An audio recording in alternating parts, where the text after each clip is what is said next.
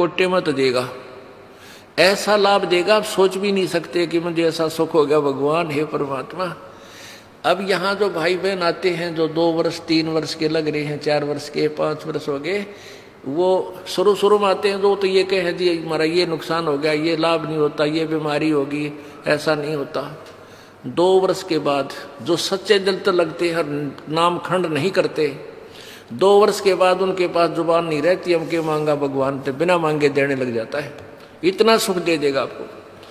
अब वो जो नए नए आते हो तो अपने दुख बताते हैं, और उनको क्योंकि आपके पिछले पुण्य नहीं थे, बैटरी चार्ज नहीं थी, तभी तो आपको दुख हुआ, आपके प्रारब्ध में वो पाप थे। अब परमात्मा ने आते ही वो पाप काट के आपके सुख लिख दिए, तो अपने कोटे से आपको दिया। फिर आपको कहा जाता है कि बेटा बच्चा बेटी अब तू भक्ति करके अब अपनी कमाई स्वयं कर। 1-2 सुख तो इसलिए दिया जाता है कि ये पहचान ले कि भगवान है यहाँ पर, और फिर आपने स्वयं अपनी मजदूरी करनी पड़ेगी, तभी तुम सेठ होगे। तो यहाँ आते हो, जैसे कोई भक्त आता है, पहले तो आप सच्चे दिल से शुरू में लगते नहीं। यदि आप शुरू से समर्पण कर दो और छोड़ दो सब पूजाओं को, देखना आपके ऊपर 1 वर्ष के अंदर वारे न्यारे कर देगा भगवान, लेकिन नहीं कर पाते।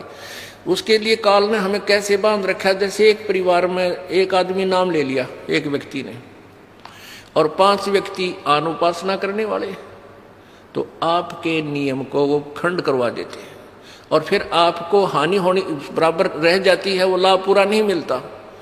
फिर आपको समझाया जाता है, दृढ़ किया जाता है कि ये पूजाएं मत कर, अनुपासना नहीं करनी है। परमात्मा कबीर जी कहते हैं 100 वर्ष तक सतगुरु पूजा, एक दिन अनुपासी, वो अपराधी आत्मा फिर पड़े काल की फांसी। 100 वर्ष आपने साधना कर रखी है, परमात्मा की साधना, सत्य साधना, एक दिन अनुपासना कर ली, अन्य देवी देवताओं क्रियाक्रम कर दिया, तो तेरा सारा नष्ट हो जाएगा।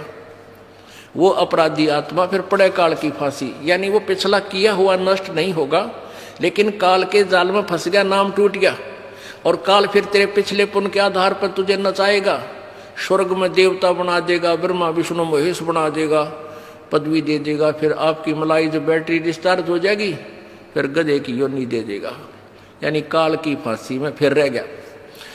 तो ये साधनाएं आपने जो हम बताते हैं, शुरू में ही प्रारंभ से ही दृढ़ निश्चय करके आओ, और सब आप अनुपासना को और सब मर्यादा जो आप हमारे नियम को भंग करती हैं, इनको तुरंत त्याग दो,